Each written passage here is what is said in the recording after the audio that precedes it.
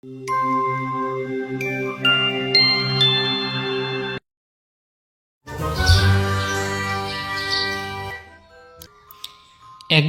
এক চালাক শিয়াল তার খাবারের খোঁজে বনে ঘুরে বেড়াচ্ছিল। হঠাৎ করে সে এক বিশাল বড় বাঘের সামনে পড়ল। চালাক শিয়াল বাঘের মুখোমুখি হতে হবে টের পেয়ে গেল।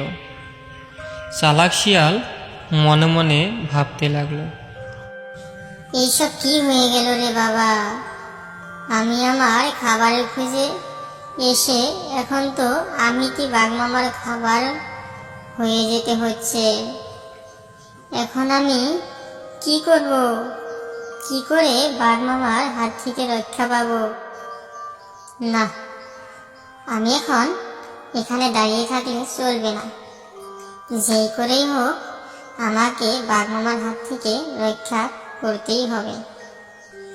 আজকে যদি আমি বেঁচে ফিরতে না পারি তাহলে সবাই আমাকে চালাক শিয়াল না বরঞ্চ গাধা বলে ডাকতে শুরু করবে।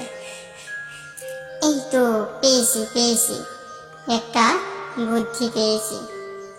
এবার তোমরা দেখো বাঘ মামাকে আমি কিভাবে বোকা বানাই আর নিজেকে বাঘ মামার হাত থেকে কিভাবে রক্ষা করি।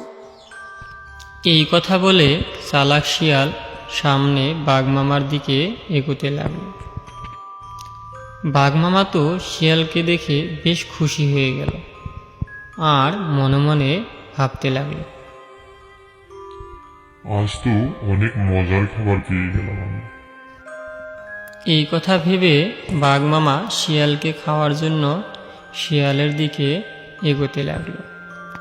তখন চালাক শিয়াল একেবারেই ঘাবড়ে গেল না। চালাক শিয়াল চিৎকার করে বলল, দাঁড়াও বাঘ মামা, আমি রাজাজ্ঞা নিয়ে এসেছি। আজ থেকে এই জঙ্গলে কেউ কোনো পশুকে খেতে পারবে না। চালাক শিয়ালের কথা শুনে বাঘ মামা থমকে দাঁড়ালো আর শিয়ালকে প্রশ্ন করল, তাই নাকি? তাহলে কোথায় তোমার রাজাজ্ঞা?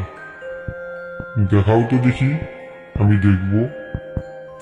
তখন চালাক শিয়াল বলল, তুমি আমাকে বিশ্বাস করতেছ না, তুমি রাজাজ্ঞা দেখতে যাচ্ছ। আমার কথা বিশ্বাস না হলে তুমি আমাদের মহারাজকে জিজ্ঞেস করতে পারো। আমি সোজা তার কাছ থেকে এসে বলতেছি। আমার কথা যদি বিশ্বাস না হয় তাহলে তুমি সিংহ মহারাজের কাছ থেকেই জেনে আসো। যাও, আমি এখানেই দাঁড়িয়ে থাকবো। তুমি আগে সিংহ মহারাজের কাছ থেকে জেনে আসো।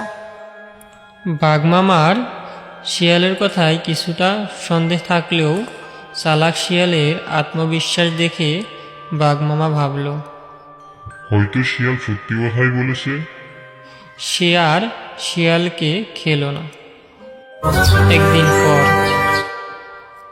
পরদিন বাঘ মামা সিংহ মহারাজের কাছে গিয়ে সব ঘটনা খুলে বলল।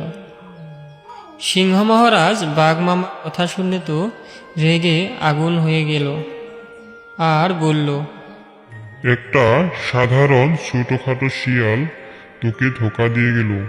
তুই এত বোকা কিভাবে হলি বাঘ? আমরা যদি পশু না খাই তাহলে আমরা কিভাবে বাঁচবো? এই গল্পটি থেকে একটা শিক্ষা নেওয়া উচিত যে অন্যের কথা বিচলিত হলে কখনো সফল হওয়া যায় না।